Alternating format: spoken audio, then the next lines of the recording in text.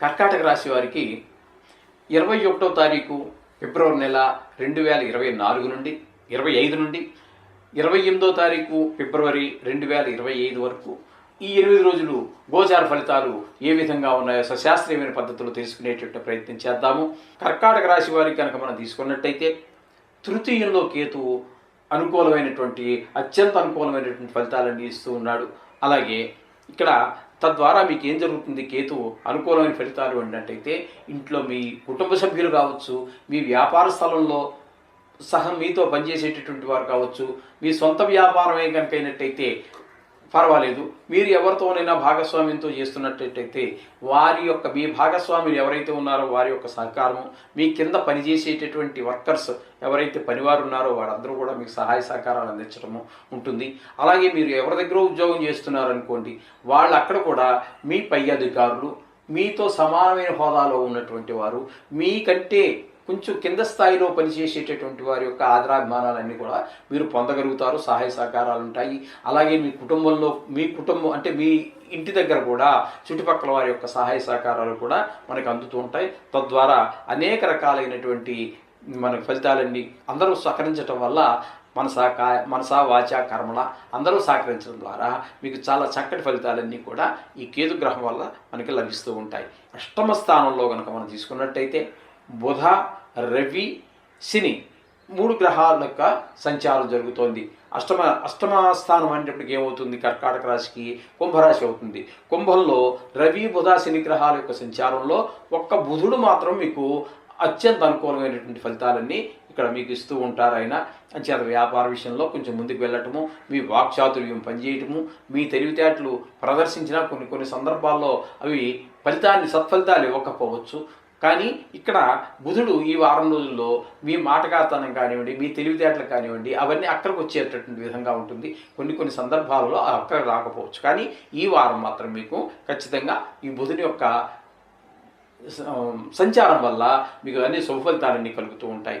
ఇక రవిని తీసుకున్న శని అయితే దీన్ని అష్టమ శని అంటారు. ఈ అష్టమ శని అనేటంటే కొంచెం ఎక్కువగా ఇప్పుడు మామూలుగా శని గ్రహం అనేటటువంటిది కేవలం గోచార రీత్యా 3 స్థానాలలో మాత్రమే మనకి శుభఫలితాలు ఇస్తుంటుంది. మీకే కాదండి, ఏ రాశి వారికైనా కూడా అవేంటంటే 3, 6, 11 స్థానాలు. అయితే మిగతా అన్ని చోట్ల యోగిస్తుందా అంటే యోగించేవి 3 స్థానాలే. మిగతా దగ్గర అంతా ప్రతికూలం చూపిస్తుందా అంటే ప్రతికూలం అన్ని చోట్ల చూపించదండి. కొన్ని చోట్ల స్తబ్దుగా ఉన్నట్టుగా ఉంటుంది. కానీ ఎక్కువగా బాధ పెట్టేటటువంటి స్థానాలు అయితే 5 రాశులను మాత్రం బాగా ఇబ్బంది పెడుతూ ఉంటుంది. ఏంటంటే 4వ స్థానంలో అర్ధాష్టమం అంటారు, అష్టమం అంటే 8వ స్థానము, అలాగే షాడే సాత్ అంటే ఏళ్ళనాడు శని అంటారు. మన రాశి నుంచి వెనక రాశి, అదే రాశి, జన్మరాశి, అలాగే ద్వితీయ రాశి, ఈ స్థానాల్లో 3 స్థానాల్లోనూ ఈ 4, 8 ఈ 5 స్థానాల్లో మాత్రం కొంచెం ఎక్కువగా బాధ పెట్టేటటువంటి అవకాశం మనకి శని భగవానుడి వల్ల జరుగుతూ ఉంటుంది. అందుచేత ఇక్కడ మీకు వీలైతే ఈ శనికి లాస్ట్లో చెప్పుకుందాము. ఈ శనికి మీరు గుడికి వెళ్ళి కాస్త తైలాభిషేకం చేయించుకోవడం, లేదా నువ్వులను తీసుకెళ్ళి ఆయన మీద పోయటం, లేకపోతే కాస్త నువ్వులు తీసుకెళ్ళి వారి పాదాల దగ్గర వేసి నమస్కారం చేసుకోవటం చాలా ఇంపార్టెంట్. ఎందుకంటే అష్టమశని జరుగుతున్నది కాబట్టి. ఒక్క బుధుడు మాత్రం మీకు అనుకూలంగా ఉన్నాడు, రవి అయితే అనుకూలంగా లేడు. తద్వారా మీకు రవి అనుకూలంగా లేని పరిస్థితుల ద్వారా కొంచెం ఆరోగ్యం విషయంలో కొంచెం పెద్ద ఇబ్బందులు ఏర్పడేట, అంటే మీకు కావచ్చు, మీకు తెలిసిన వారికి కావచ్చు, లేకపోతే ఆప్తులకు కావచ్చు, పెద్దగా కొంచెం వాళ్ళ వల్ల పెద్ద దుఃఖం వచ్చేటువంటి అవకాశం ఉంది. అందరికీ కాదండి, ఎందుకంటే మనం చెప్పుకుంటున్నాం కదా, ఇవి రాశిగతమైనటువంటి ఫలితాలు, కేవలం వ్యక్తిగతమైనటువంటి కాదు. దీని కింద చాలా పెద్ద సంఖ్యలో, ఊహించనంత సంఖ్యలో జనాభా వస్తారు. ప్రపంచవ్యాప్తంగా తీసుకుంటే అందులో పెద్ద దుఃఖం రావచ్చు కొంతమందికి. అందుచేత ఏదేమైనప్పటికీ కూడా మన జాగ్రత్తలో మనం ఉండటం, అష్టమ శని కాబట్టి ప్రభావం చూపిస్తుంది. కాబట్టి నువ్వుల దానం నువ్వులు పాదాల మీదకి వేసుకోవటము అదేదో చేయండి, శుభం. ఇకపోతే భాగ్యస్థానంలో శుక్ర రాహువుల యొక్క సంచారం జరుగుతోంది. భాగ్యస్థానంలో శుక్ర రాహువుల యొక్క శుక్రుడు మాత్రం ఉచ్చులో ఉన్నాడు, భాగ్యస్థానంలో ఉన్నారు. కాబట్టి ఆయన చాలా చక్కటి ఫలితాలు మనకి ఈ కర్కాటక రాశి వారికి చాలా సుఫలితాలను ఇస్తూ ఉంటారు. అలాగే షేర్ మార్కెట్లో పెట్టేటువంటి వాళ్ళకి అనుకూలంగా ఉంటుంది. టీవీ రంగంలో పనిచేసే వారికి అనుకూలంగా ఉంటుంది. మరి సోషల్ మీడియాలో పనిచేసే వారికి అనుకూలంగా ఉంటుంది. కళాకారులు అంటే డ్రామాలు వేసేవాళ్ళు కావచ్చు, పల్లెటూరులో అనేక రకాలైనటువంటి ఈ చిన్న చిన్న కళలన్నీ చాలా ఉంటాయి, వారికి కావచ్చు అనుకూలంగా ఉంటుంది.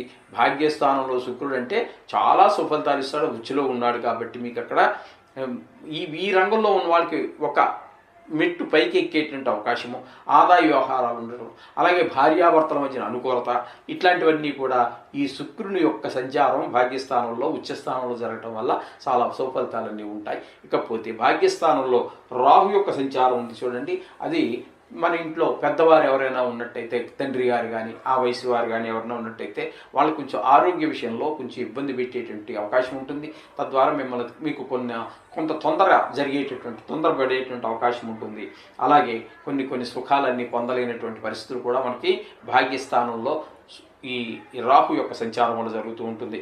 ఇకపోతే ఏకాదశి స్థానంలో గురువు యొక్క సంచారం పూర్తిగా 8 రోజులు, అలాగే కుజుని యొక్క సంచారము ఒక 3 రోజుల పాటు జరుగుతూ ఉన్నది.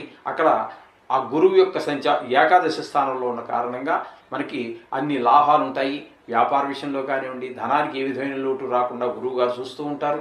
అట్లాగే ఏకాదశి స్థానంలో కుజుడు ఉండటం వల్ల చాలా అద్భుతమైనటువంటి ఫలితాలన్నీ వస్తుంటాయి. సహాయ సహకారాలు కానివ్వండి, అలాగే ఈ 3 రోజుల పాటు చాలా చక్కటి ఫలితాలన్నీ కూడా ఇదేంటది రియల్ ఎస్టేట్ వ్యాపారంలో ఉన్నటువంటి వారికి చాలా సహాయ సహకారాలు చాలా చక్కగా ఉంటాయి.